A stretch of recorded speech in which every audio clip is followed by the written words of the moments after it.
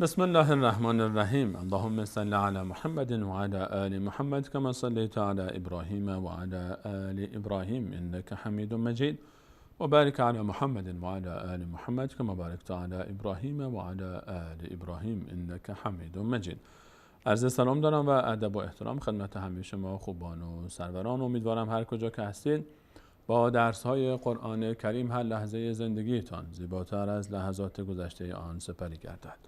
در برنامه‌های گذشته آموزش روحانی قرآن کریم به همراه شما عزیزان و سروران، بعد از این که به مقدمات روحانی قرآن کریم پرداختیم و نکاتی که بسیار مهم بود در باب یادگیری روحانی قرآن کریم مطرح کردیم، به صورت عملی شروع کردیم به تلاوت سوره های کلام الله مجید و اولویت رو طبیعتاً حتما میدانید که گذاشته بودیم با سوره هایی که در قرآن کریم بیشتر برای نماز استفاده میکنن امت اسلامی و سوره مبارکه حمد رو به همراه شما عزیزان مرور کردیم و تلاوت کردیم و همچنین سوره مبارکه ناس و قبل از اون سوره مبارکه فلق در ترتیب مصحف به همراه شما عزیزان مراجعه کردید و در برنامه امروز هم در ادامه تلاوت سوره های کوتاه کلام الله مجید که برای ما در نمازها بسیار مهم هستند، سوره مبارکه اخلاص یا همون قل هو الله احد و سوره مبارکه مسد رو به همراه شما عزیزان مرور خواهیم کرد و هرچند که حتما باز هم این سوره ها رو شما عزیزان از حفظ دارید و بارها و سال هاست که در نمازها و خارج از نمازها تلاوت میکنید، اما تجربه تلاوت از روی مصحف و دقت در جزئیات این آیات مبارکه و سوره مبارکه تجربه دیگری است و ما وقتی که از روی مصحف شروع میکنیم به تلاوت و دقت میکنیم در جزء این آیات و کلمات و حرکات این آیات، اون وقت مطمئن هستیم که این آیه رو ما و این سوره رو کامل درست میخونیم.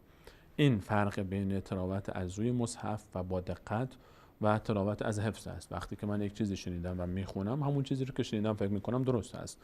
ما هدف اصلی ما در این برنامه این هست که آنچه که ما حفظ کردیم رو بیایم و بررسی بکنیم و مقایسه بکنیم.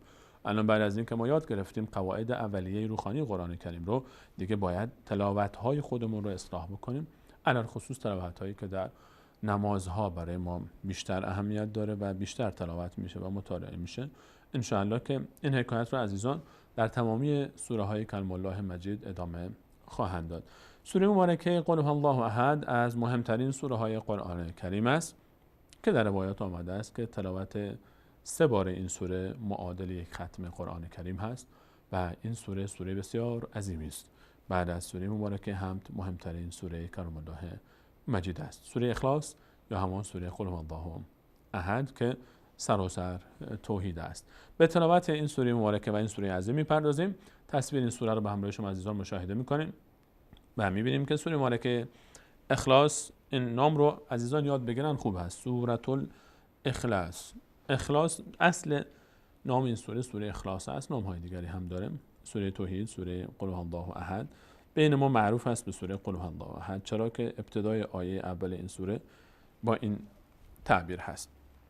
این سوره از سوره های در الفاظ کوتاه قرآن کریم هست، اما در معانی و در جایگاه از سوره های عظیم کلام الله مجید هست.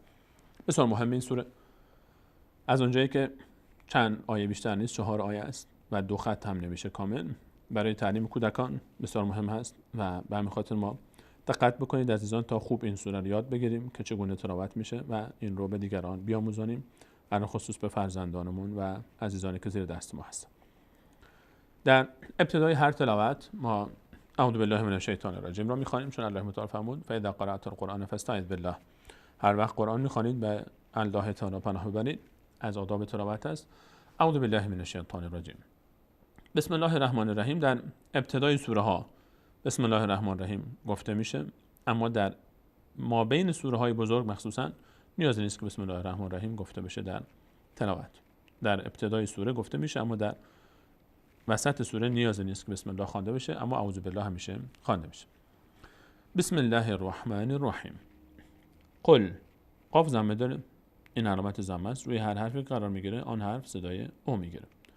این علامت هم ساکن هست، روی هر حرفی که قرار بگیره یعنی اون حرف از خود حرکتی نداره، نیاز به آخرین حرکت ما قبلش داره. اینجا قاف میچسبه به لام.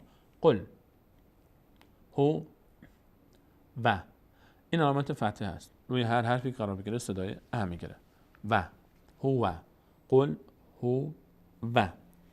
این علامت الف یک صاد کوچکی روش داره. این صاد از کلمه وصل گرفته شده. این الف رو بهش میگن الف وصل. یعنی چی؟ یعنی در هنگامی که این الف در بین وصل ما قبل به ما بعدش قرار بگیره خوانده نمیشه. الف وصل هر وقت ما قبلش به ما بعدش وصل بشن خودش خوانده نمیشه. اما اگر در ابتدا قرار گرفت مثل اینجا در آیه بعد خوانده میشه که همونجا خواهیم گفت چطور خوانده میشه.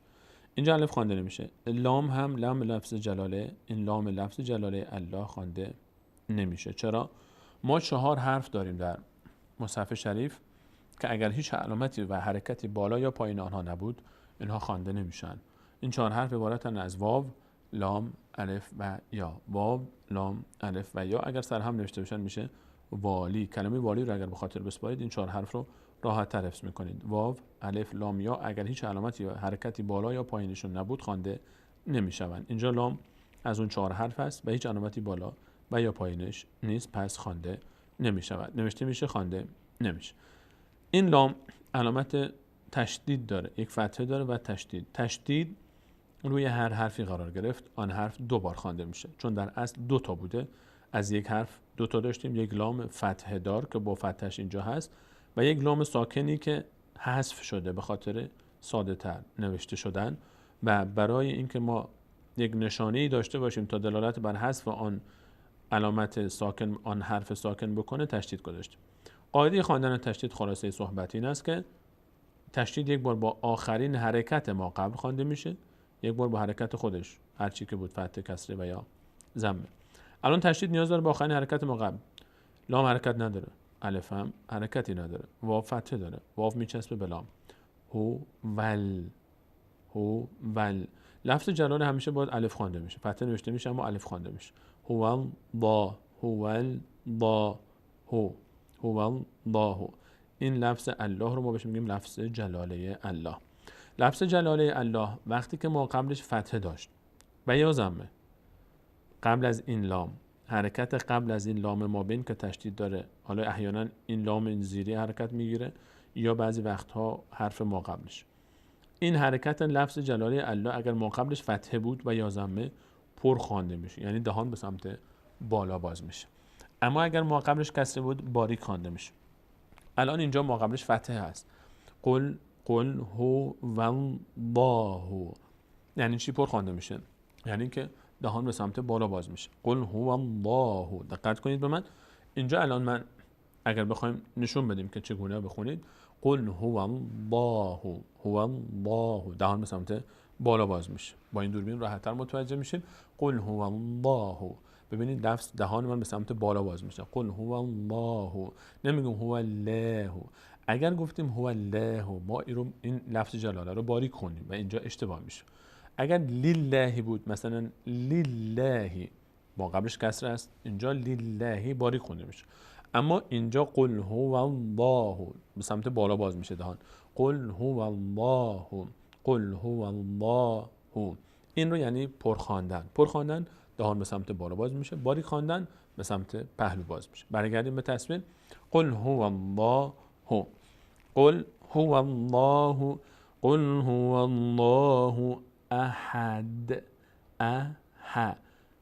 2 تا ضمه، حالا این ضمه یکی این طرف یکم بالا، این رو بهش میگیم تنوین. در اصل بوده احدون، یک نون ساکن اینجا بوده که اون نون ساکن رو حذف کردیم برای ساده تر نوشته شدن و به جای آن نون ساکن یک ضمه اضافی اینجا گذاشتیم.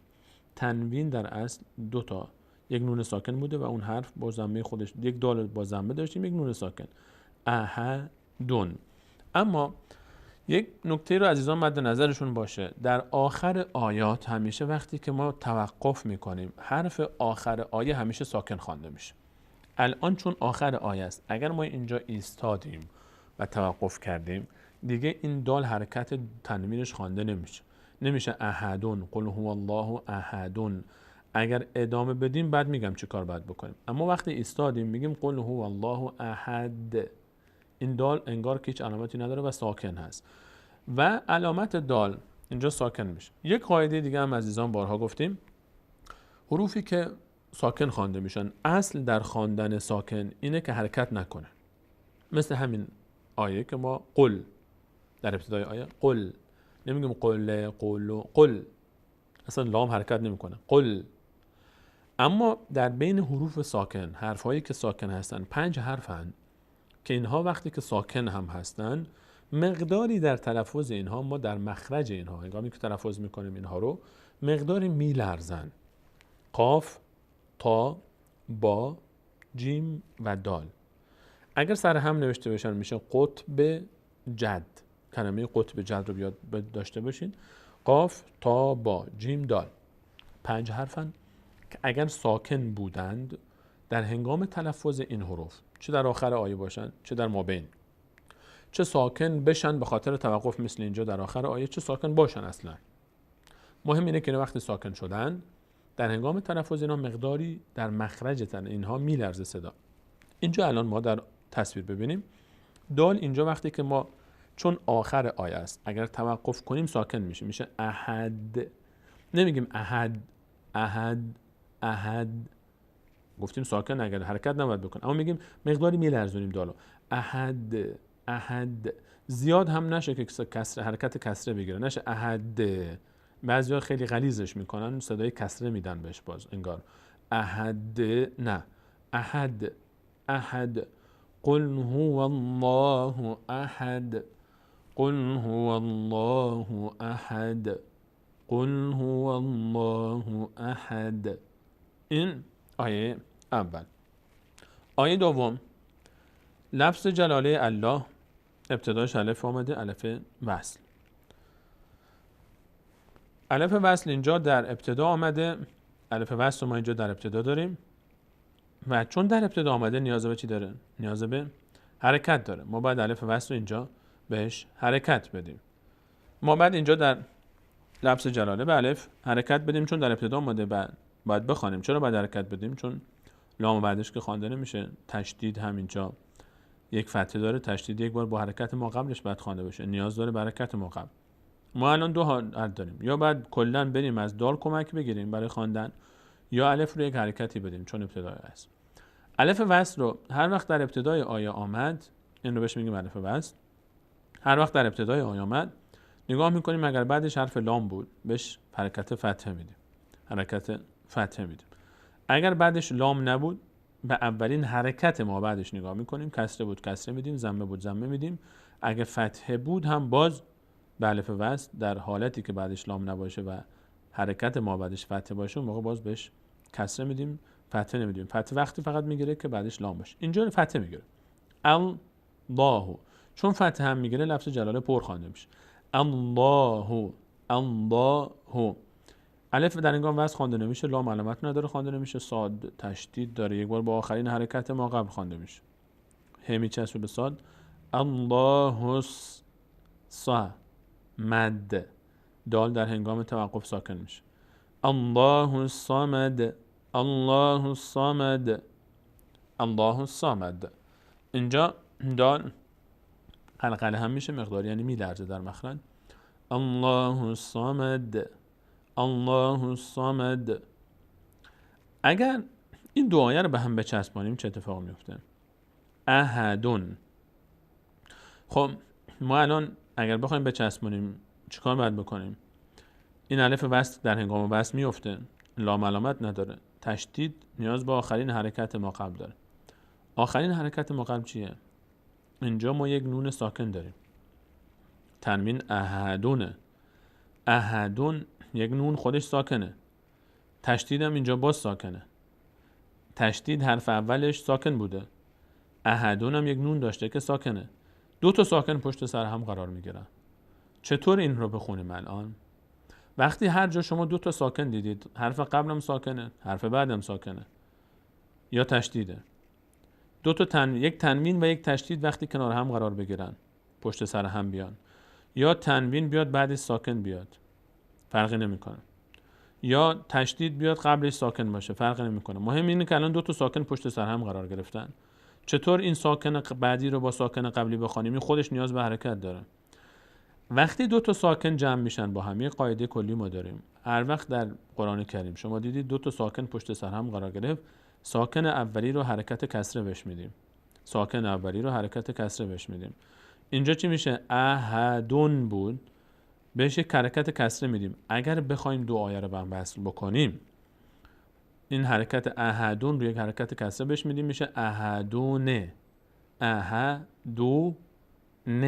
نون ساکن بود، کسره میگیره. احدونه. اون موقع نه که شد میچسبه به لام. نله. نله دیگه پر هم نمیشه، چون قبل لفظ جلاله کسره هست. میشه احدون الله. اگر بچسبونیم این دوتا آیه رو به هم، اگر جای شنیدید که گفتن قل هو الله احد الله الصمد، تعجب نکنید و اعتراض هم نکنید، چون اگر بخوایم این دو آیه رو به هم بچسبانیم، احدون نون ساکن داره، لفظ جلاله هم تشدیدش ساکنه، مجبوریم حرکت اول رو حرکت کسره بهش بدیم. این نون ساکن اینجا رو حرکت کسره میدیم، میشه احدونه. بعد میچسبه به لفظ جلاله، میشه احدون الله. دیگه لفظ جلاله پر خوانده نمیشه چون مقابلش کسره است. اگر از ابتدای آیه بخوانیم میشه قل هو الله احد الله الصمد، لفظ جلاله پر میشه. اما اگر آیات رو به هم چسباندیم لفظ جلاله پر نمیشه چون مقابلش کسره میگیره، میشه قل هو الله احد الله الصمد. اگر جدا بخوانیم قل هو الله احد الله الصمد، اگر سر هم خواندیم قل هو الله احد الله الصمد. لم یلد یلد، لم یلد ولم لام میچسبه میم، لم یلد ولم یو، ضمه بعدش واو اومده صدای او میگیره، یو. لم یلد ولم یولد، دال مقداری میلرزه، لم یلد ولم یولد ولم. این آیه رو عزیزان دقت بکنید، خیلی از عزیزان در این آیه مقداری در این آیه آخرش مخصوصا دچار مشکلن. ولم یکن، ولم یکن. نون اینجا ساکنه اما علامت ساکنش نوشته نشده. ما احکامی داریم در نون ساکن که این احکام رو من خیلی سریع گذرا برای عزیزان بیان میکنم. هر جا نون ساکن ما دیدیم که بعد از نون ساکن باید متصل، هر جا نون ساکن دیدید یا تنوین، بعدش رو بعد نگاه بکنیم چی هست. 4 تا قاعده اجرا میشه. بعد از نون ساکن یا تنوین اگر حرف ب بود نون تبدیل میشه به میم. اگر بعد از نون ب آمد، مثلا من بعد، میشه نمیگیم من بعد، میگیم مم بعد، نون رو میم تلفظ میکنیم. بعد اگر این رو بهش میگیم اقلاب، تبدیل شدن میم به میم، تبدیل شدن نون به میم. قاعده اول. بعد از نون اگر حرف با آمد به جای نون میم تلفظ میشه، نون ساکن. اگر بعد از قاعده دوم، اگر بعد از نون ساکن بعدش یکی از 6 حرف یا، را، میم، لام، واو، نون که اگر سر هم نوشته باشن میشه یرملون، یکی از این 6 حرف آمد، نون تبدیل میشه به حرف ما بعدش، هر چی که بود. نون به جای اینکه نون تلفظ کنیم حرف بعدی رو تلفظ میکنیم. اینو بهش میگیم ادغام، تبدیل شدن یک حرف به حرف دیگه. قاعده سوم، اگر بعد از نون ساکن یا تنوین که همون نوعی از نون ساکن است، یک از هر 6 حرفی که از حل قدام میشن آمد، همزه و ها، عین و ها، غین و خا، اون موقع نون همون طوری که هست ادا میشه. اینو بهش میگن اظهار، یعنی ظاهر شدن نون.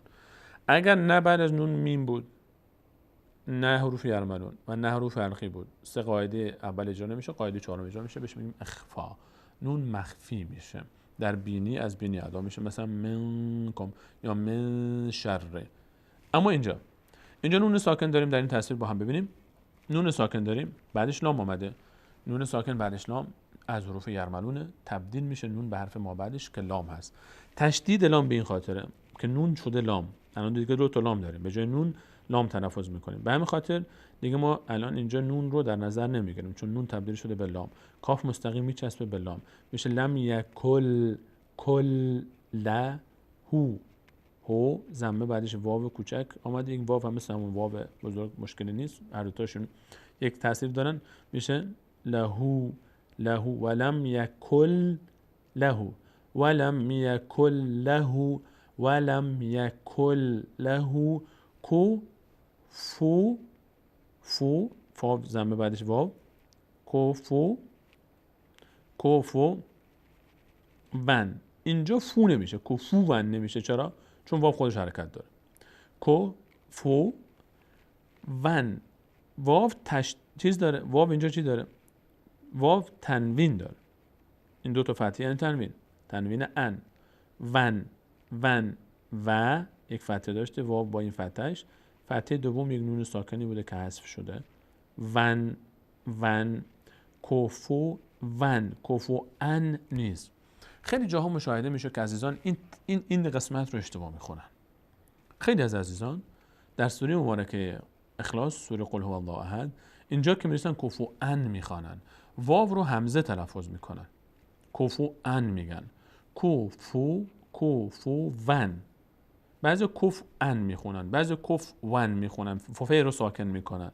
این کلمه رو خیلی دقت کنید روش عزیزان، ببینید که شما آیا این کلمه رو درست میخوانید یا نه.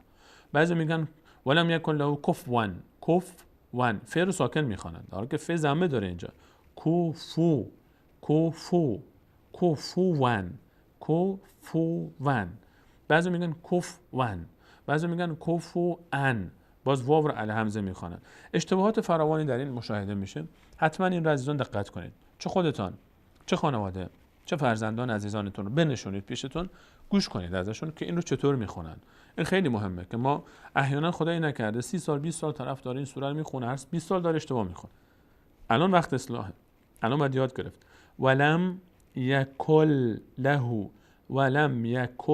له کفوون، کفوون، فعل ضمه داره ساکن نیست، اینجا هم واو همزه نیست. کفوونه، کفوان هم نیست، کفون هم نیست، کفان هم نیست. کفوون ولم یکل له کفوون احد. چون آخر حرکت اینجا آخر آیه است احد، این واو و میم همه هست میشه. چرا واو و میم هم گذاشته شیخ عثمان طه؟ این بوده احدون، مثل بالا احدون، یک تنوین مثل این داشته، احدون بوده. تنوین چرا میم گذاشته؟ چون اگر کسی بخواد این آیه رو ادامه بده، یعنی بچسبونه به سوره بعد، خب بسم الله سوره فلق هم باید بیاره.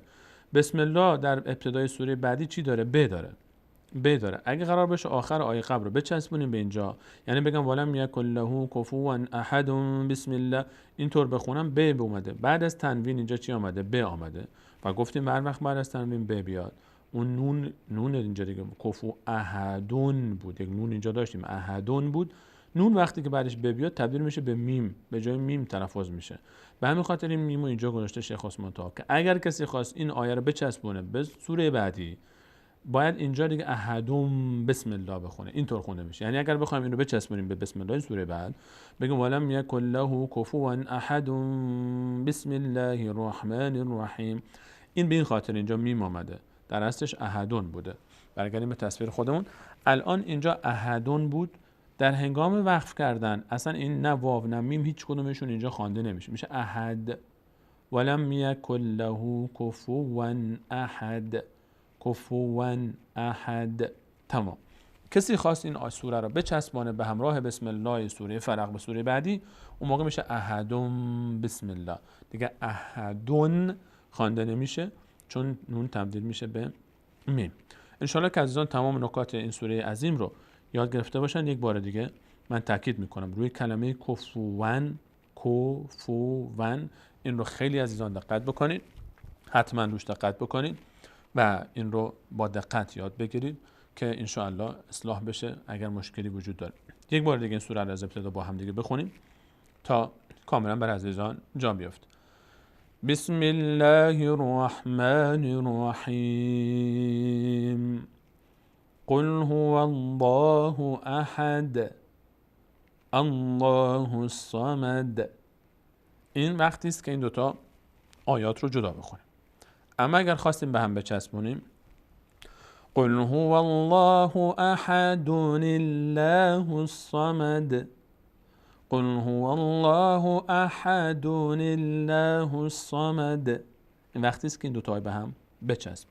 غالبا عزیزان تنها میخونن قل هو الله احد الله الصمد لم یلد ولم یولد ولم يكن له كفوا أحد ولم يكن له كفوا أحد ولم يكن له كفوا ولم يكن له كفوا أحد. انشاءالله که عزیزان این سوره رو آنگونه‌ای که شایسته است یاد گرفته باشن. من دوست داشتم که در این برنامه 2 سوره رو با هم بریم، اما احساس میکنم که این سوره انقدر مهم بود که کل این برنامه رو اختصاص بدیم فقط به یک سوره عظیم به نام سوره مبارکه اخلاص.